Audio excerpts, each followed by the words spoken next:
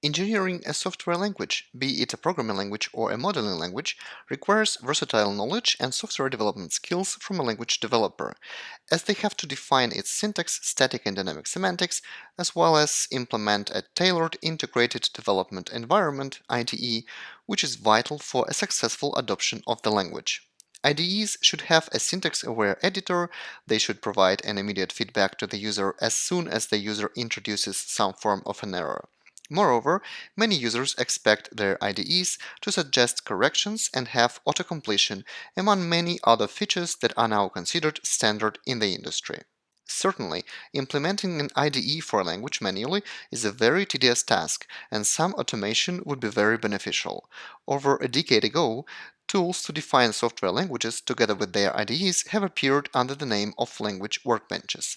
These tools are designed to help language engineers to create high-quality tooling for their languages. Here is a very quick overview of some of the existing language workbenches. Eclipse Xtext is a workbench for textual languages, from grammar definition in a format similar to Antler. An Eclipse-based IDE for the language is generated. Metaprogramming System MPS by JetBrains is an example of a so-called projectional language workbench that supports languages with textual, tabular, and graphical notations. Instead of using grammars, in MPS each language construct is specified in an object-oriented way. Let us have a look now at the common language definition process in Eclipse Xtext. We start with defining a grammar where we specify both the abstract and the concrete syntax of our language. Then we define validators to check users' code and inform the user about possible errors. Validation can also include defining the type system and scoping rules for our language. We can then define the quick fixes that are essentially model transformations corresponding to possible corrections of erroneous code that a user might want to apply. And we define a formatter and a code generator as a model-to-text transformation. For different concerns of language definition, we use either a general-purpose language, Java or Xtend, or a special DSL, for example, Xsemantics or the Xtext formatting DSL. If we abstract away for a moment from these differences, we can just tell that each concern is specified in a certain DSL. A very similar situation happens in JetBrains MPS, where various language concerns, which are called aspects in MPS, are specified using corresponding DSLs. Here are some snapshots of how defining a typing rule could look like in Xtext or in MPS. For someone experienced enough in implementing software languages, there are no substantial difficulties in learning any of these tools, and thus language implementation oftentimes becomes just a matter of technique. Of course, there are cases where some tweaking of the tool is necessary, but in general, the language definition process becomes quite straightforward. However, for those who do not have any previous experience with language workbenches, the learning curve of such tool is very often essentially a wall, and this applies even for experienced software professionals. Our hypothesis is that one of the key factors that makes language engineering intricate is the prevalence of meta definitions, with language definition tools themselves being on the meta-meta level. In this position paper, I describe a vision of a web-based tool aimed at beginner language engineers. Let's have a look at the definition of a concept entity in Eclipse Xtext. Our grammar has three rules: entity, field, and type. Entity is defined as keyword entity followed by an identifier and a curly brace. Then we have a list of fields and so on. Compare this to an example of an entity. Can we define languages purely by examples without any explicit abstractions? The idea is to define a language construct in an illustrative way. This includes first specifying an example which defines the concrete syntax, and then annotating this example to define various concerns such as abstract syntax, formatting, validation rules, typing rules, and so on. And finally, specifying the implementation that will define the dynamic semantics of the construct. Let us consider now how concept entity in an assumed entity language can be defined in such a way. First, an instance of an entity is input by a language engineer as simple text. To communicate that this piece of text represents an entity, the user selects the code and, using a context menu, creates new concept in the language. The user then defines the abstract syntax of this concept, namely features name, parent, and fields. This is done by further selecting the respective pieces of code and assigning concepts to them. For example, feature name is an identifier. We can then obtain a definition along these lines. Here we say that the name of an entity shouldn't be declared before, but parent should refer to an existing, that is, previously declared entity. We can also specify the formatting rules in a visual way and define further perspectives of the abstract syntax, such as cardinalities of features and so on. Ideally, one would have similar annotations-based ways to define other concerns. I will show soon the ideas of how typing rules and validations can be defined in such illustrative way. It should be possible to define several examples for one concept. In this case, annotations shown for each of the examples shall reflect properties contained in annotations defined in all other examples of the concept, thus giving a holistic picture of the concept in each of its instances. It should also be possible to define multiple syntaxes for a concept. For example, one can be verbose and aimed at beginner users of the language, while the other one can be succinct, designed with experienced users in mind. In general, if the examples for one concept are conflicting with each other, then a warning to the language engineer will be given. To keep language definition consistent across concerns and concepts, a flavor can be assigned to a language.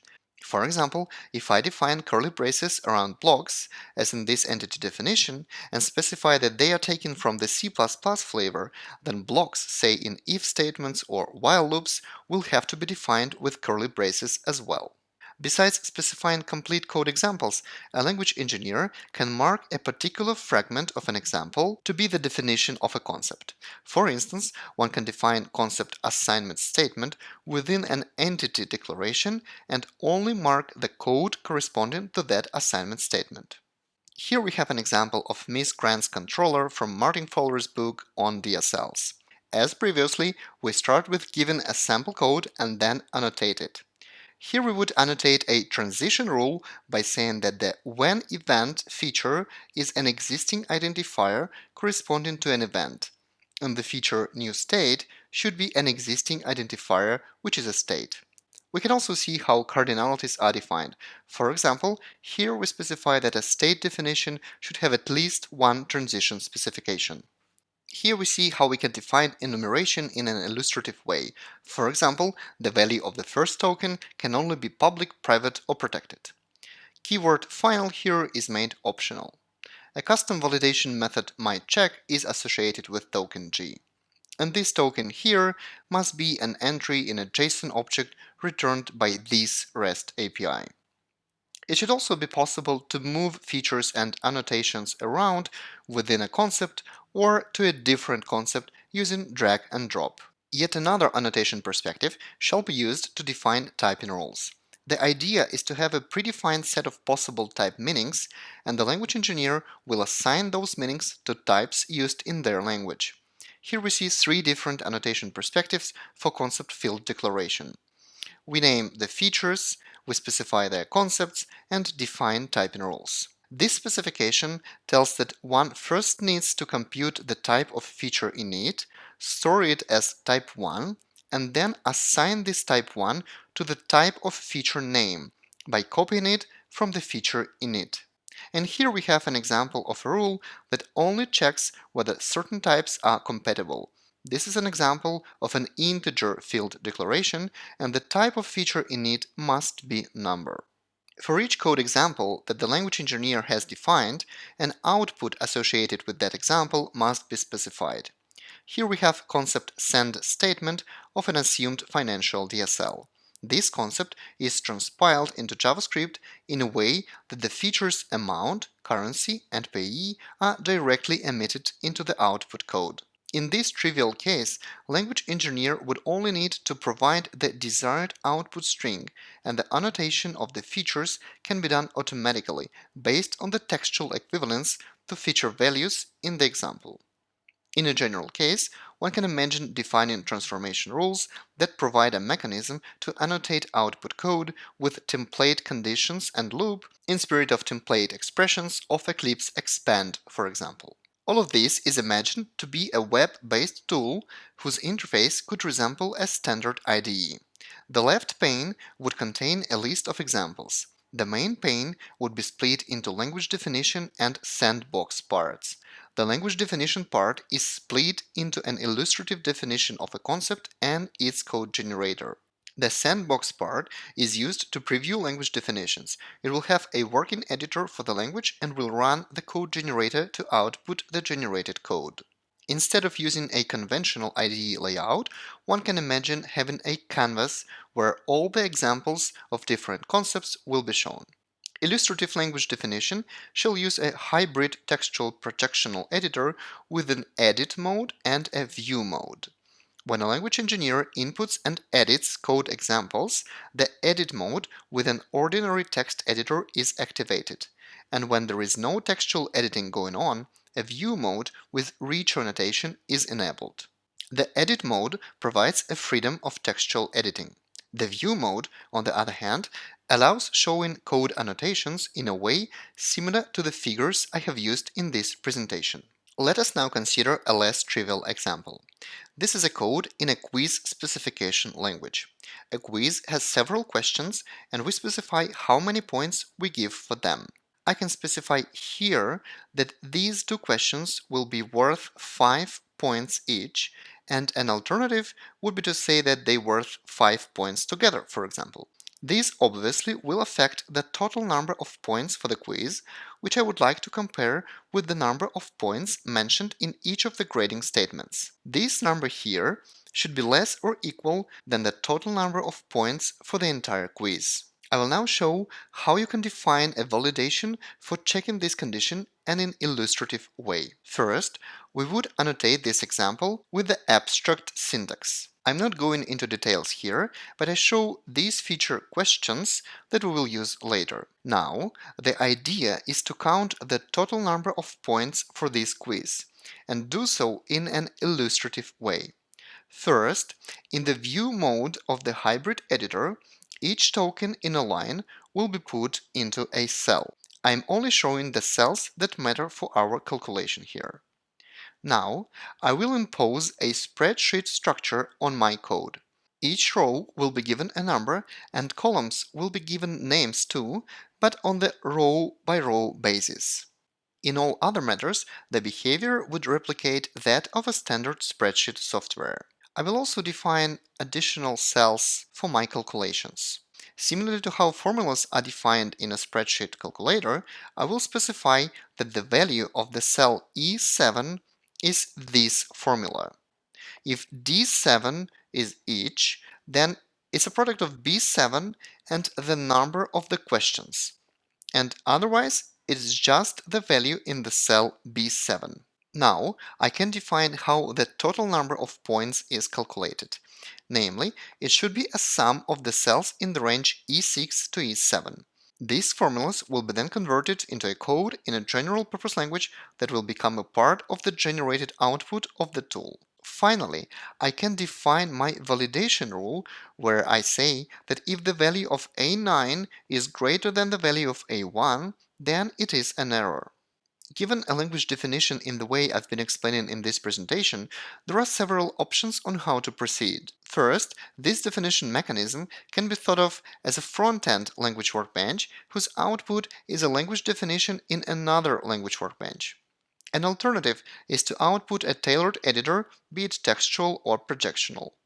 Depending on the language, it might be a good idea to output a CRUD application. Yet another possibility is to output a language server protocol instance for the language being defined. Finally, the tool itself can be used as a playground for language definitions.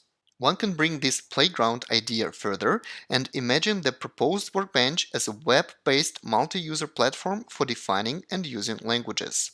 When a language engineer registers a language as publicly available, a language space is assigned to the language. This language space is then made available to the end users who are assigned workspaces where they can create programs in the language. One can imagine that an end user workspace supports writing programs in languages from different language spaces. We can think then about language composition. In particular, one can imagine that when a language is being created in the tool, all other languages that are defined and registered as publicly available by other users become implicitly imported. A language engineer will then be able to choose which languages or concepts are to be used in their language. The current state of implementation of the proposed tool is in the very early phase. Many of the details of how various concerns of language definition can be defined using annotations remain to be elaborated.